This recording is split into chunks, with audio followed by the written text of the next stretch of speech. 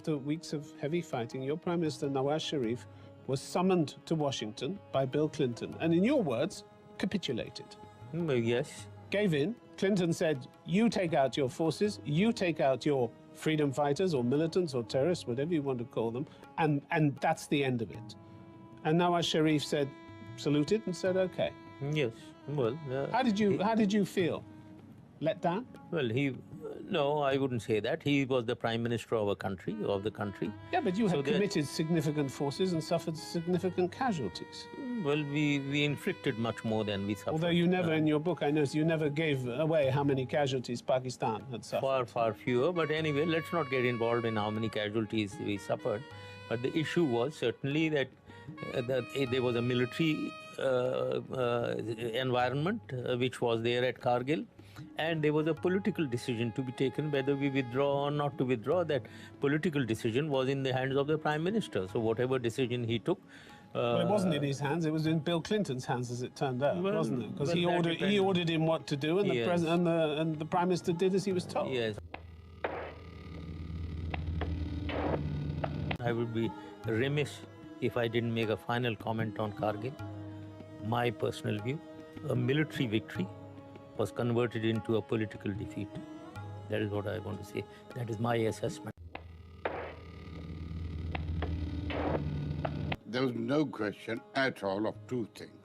We will not cross the line of control. So therefore, the question of employing nuclear weapons was out of the question totally.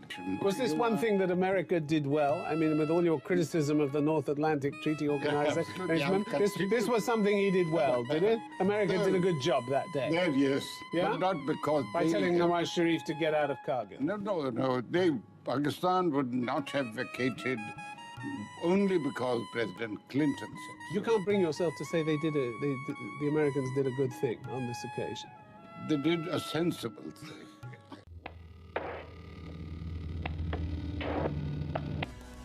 ये एक military commander की एक अंदरूनी बहादुरी है कि वो इतनी दूर आया, उसको पता था कि कुछ खतरा है।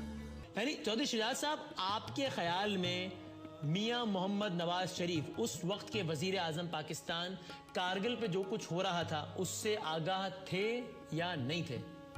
वो तो परवेज मुशर्रफ साहब ने साबित कर दिया ना कि 6 दफा तो उन्होंने बताया था। सही बात तो ये है कि उन्होंने 6 दफा साबित किया था, और डेट्स के साथ और वक्त के साथ उन्होंने साबित किया और लिखा हुआ था उनके पास।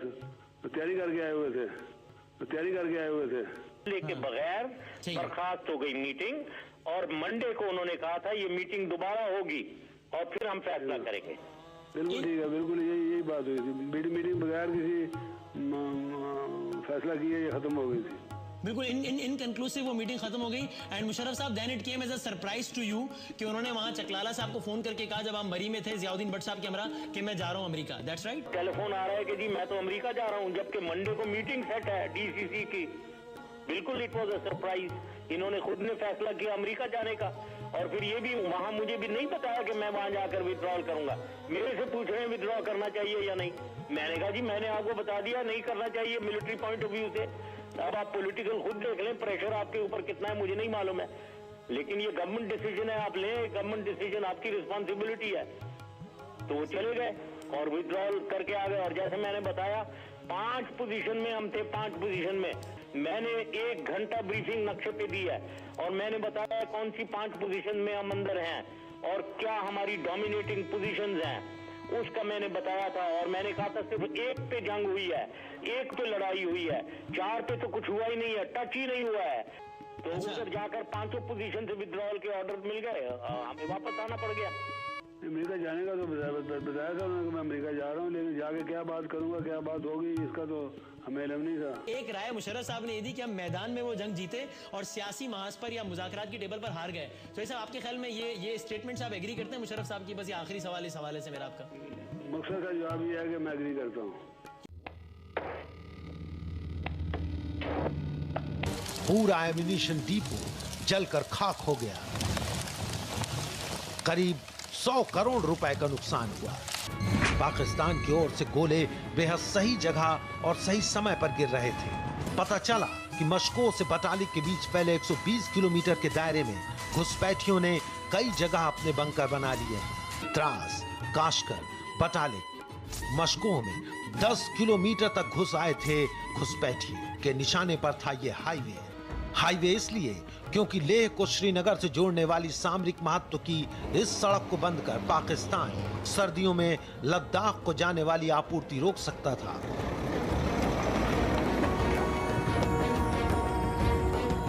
द्रास और करगिल पर कब्जा करके उसे नियंत्रण रेखा खुलवाने के लिए इस्तेमाल कर सकता था। चुग घाटी, बटालिक और तुर्तुक क्षेत्र की पहाड़ियों पर कब्जा करके भारत को सियाचिन से पीछे हटने पर मजबूर कर सकता था। ऐसे में अगर पाकिस्तान अपने इरादों में सफल होता तो लेह श्रीनगर राजमार्ग पर स्ट्रेटजिक कब्जा जमाकर लेह को श्रीनगर से काट देता। सियाचिन ग्लेशियर में भारतीय सेना फंस जाती, समूची नियंत्रण रेखा पर सवाल खड़े हो जाते। पाकिस्तान 1972 में भारत के हिस्से आए इलाके पर फिर काबिज हो जाता।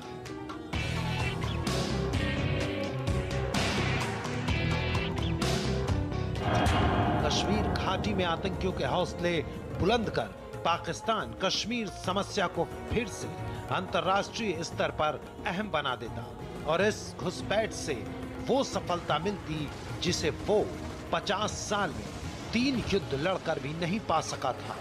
बेहद ऊंचाई पर बैठे दुश्मन की स्थिति इतनी अनुकूल थी कि 10 घुसपैठिए 1000 सैनिकों की टुकड़ी पर भारी पड़ रहे थे। ऐसे में जमीनी लड़ाई सैनिकों की बलि चढ़ाते जाने से ज्यादा कुछ साबित नहीं होती। फ्लाइट लेफ्टिनेंट नचिकेता ने मिग 27 से उड़ान भरी कि मिग विमान को पहाड़ियों के ऊपर से चलाई गई स्ट्रिंगर मिसाइल ने मार गिराया। भारतीय खेमे में खलबली मच गई, विमान गिराया गया। फ्लाइट लेफ्टिनेंट का पता नहीं। खोजी उड़ान लेकर स्क्वाड्रन लीडर ए आहूजा निकले तो उनके मिग 21 विमान को भी पहाड़ियों की चोटी से चली स्ट्रिंगर मिसाइल ने नष्ट कर दिया। इस लड़ाई में एक साहब जो कि चीफ थे उस टाइम, उन्होंने फिर रेशो लगाई 15:1 कि आपको दुश्मन समझो अंदर 100 बैठा है तो आपके पास कम से कम 1500 बंदे होने चाहिए ताकि तभी आप सक्सेसफुल हो सको।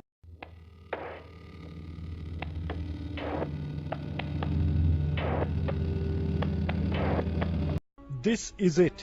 Point 5353 in the Dras sector on India's side of the line of control.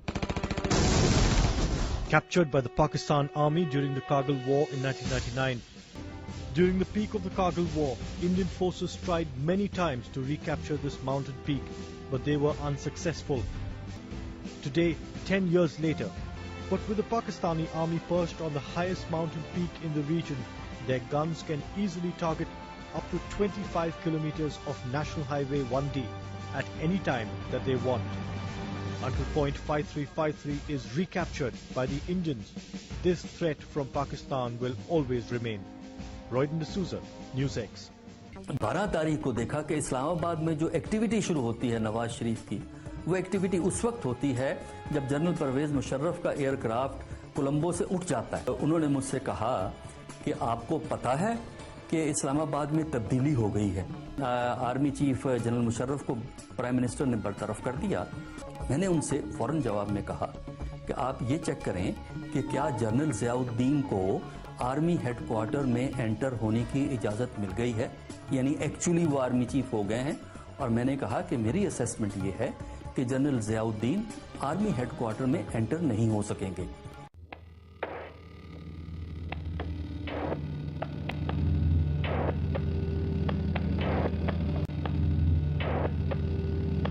Soon after his appointment, General Butt ordered the removal of Chief of General Staff General Aziz and Rawalpindi Corps Commander General Mahmood. But General Ziauddin Butt's orders were rejected by High Command. 805, it is up to you. You have to decide what action to do. Proceed as per your decision. This high drama played out at an altitude of 10,000 feet exactly 10 years ago. 805, you cannot land at any airport in Pakistan. And you can proceed outside Pakistan. Sir आवाज बोलो इधर। Sir general साहब यहाँ है 805 must land air sir. आप इनसे बात यहाँ को आप डायरेक्ट इसको कराची ATC के साथ कर दें. Just tell the pilot to get directly in touch with ATC Karachi. The plane finally landed, but after a nerve-wracking high drama, wireless communication was established between Musharraf and a senior army officer via Karachi's control tower. I asked him what has happened, and he told me that I was dismissed at 5 o'clock, and the army acted.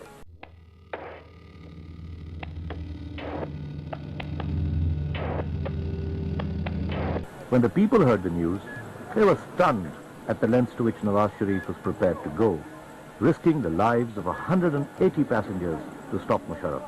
There was a perception in the country that there's no rule of law, the constitution's being violated, and the Prime Minister is treating the country as a family corporation. When the first army chief was sacked, everyone kept quiet.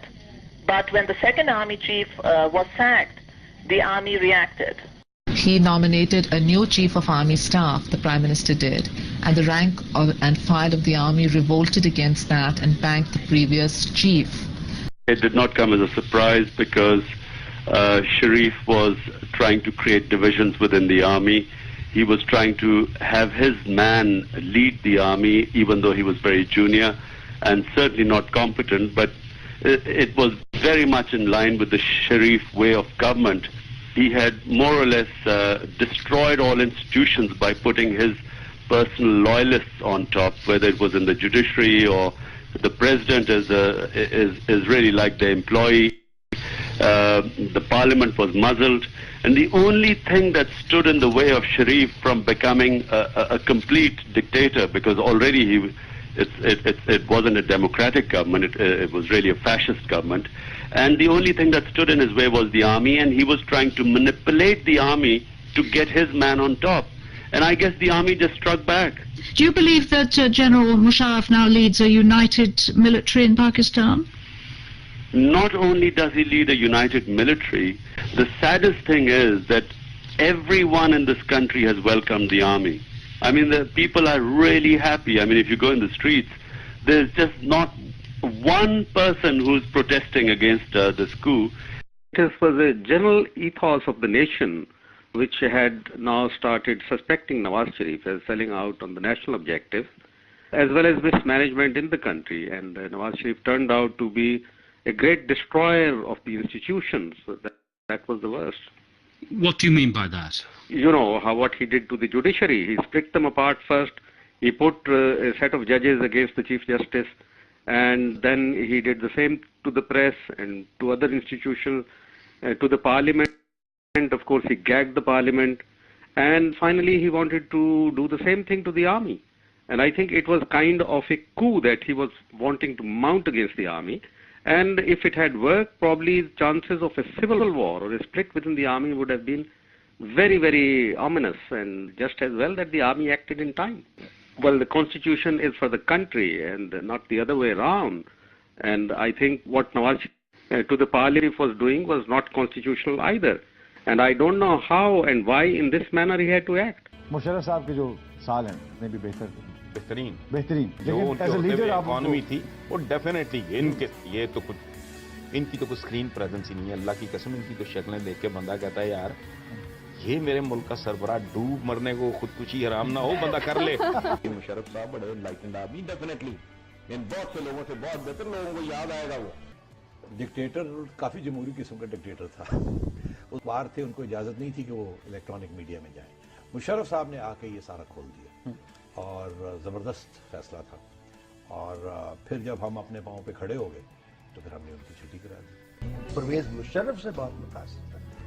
मुझे यकीन है कि वो patriot है, मुझे यकीन है clear headed है, मुझे यकीन है कि he was good for this country. ये क्यों आते हैं चले जाते हैं, और जब लोग चले जाते हैं लोग मुंह फेर लेते हैं। I think general Pervez Musharraf is a great President, at least you better recognize that he was benefiting, Bin Laden, of some complicity. This is impossible to believe that he was isolated, close to the barracks and close to the army and etc. So, I understand your answer, but honestly... I certainly I certainly would like to react to this. I mean, after all, slippages or poor performance by the intelligence are possible. If we reflect back to 9/11, how is it that 18 people were being trained for months and CIA was asleep, the most powerful organization? How was it that 4 aircrafts, 4 airliners are being hijacked from 4 different airfields and a CIA doesn't know? How is it that 3 of them go into the World Trade Center and the Pentagon, CIA is asleep? So let us allow ISI to have been sleeping once at least.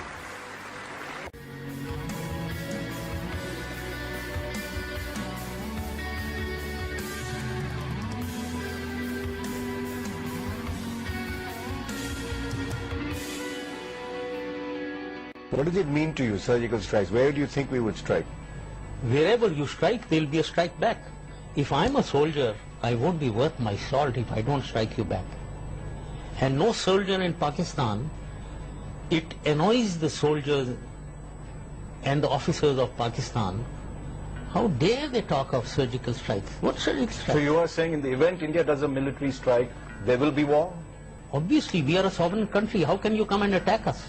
Even if it is a surgical strike where you say hit terrorist camps in... No, sir. Absolutely. You cannot do that. You must not do that.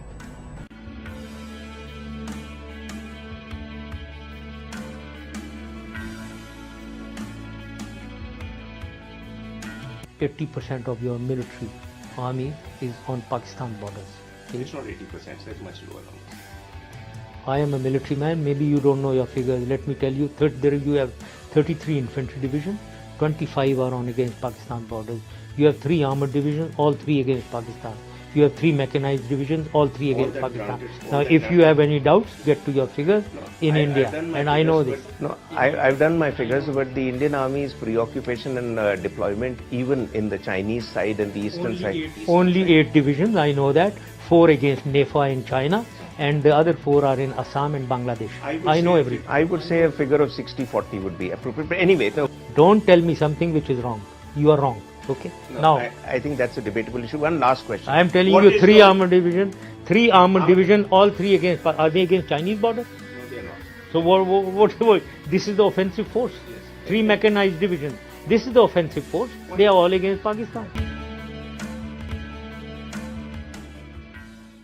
Parvez Musharraf ने 8 साल में पाकिस्तान की मैशत को $75 billion से $170 billion तक पहुंचा दिया था। उनके दौर में जीडीपी परचेसिंग पावर $270 बिलियन से $504 बिलियन हो गई थी। फी का आमदनी $450 से $1085 हो गई, जबकि रेवेन्यू कलेक्शन 305 अरब से 990 अरब। फॉरेन एक्सचेंज रिजर्व्स 2 बिलियन से $9 बिलियन, एक्सपोर्ट्स $8 बिलियन से $20 बिलियन, स्टॉक एक्सचेंज $5 बिलियन और 700 पॉइंट से $20 बिलियन और 5000 पॉइंट्स। फॉरेन इन्वेस्टमेंट 301 मिलियन से $6 बिलियन और लार्ज स्केल मैन्युफैक्चरिंग 1.5% से 4.8% हो गई थी। सर परवेज मुशर्रफ से इनसे पहले पाकिस्तान के जीडीपी का 65% हिस्सा कर्जों की अदायगी पर खर्च होता था, लेकिन मुशर्रफ इसे 27% तक ले आए थे, जबकि पाकिस्तान में गुर्बत 34% से 24% हो गई थी,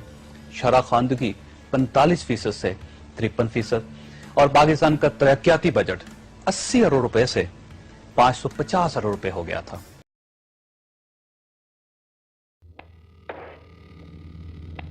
In Afghanistan, the United States has spent $143 billion, I believe. And you are talking to Pakistan 10 billion for all that we have suffered. 5 billion, half of it, is reimbursement for the services provided by Pakistan. It is not your money, it is our money. So let me say it again. Half of it, $5 billion, is our money. So 5 billion gone there. Now we are left with $5 billion. Half of this 5 billion was meant for military and the other half for social sector. So half of it, which was for military, was for, I mean, it is pittance to maintain the helicopters, the air force, the ammunition that is being used. So let's close this chapter of $10 billion. I think it was pittance, may I say.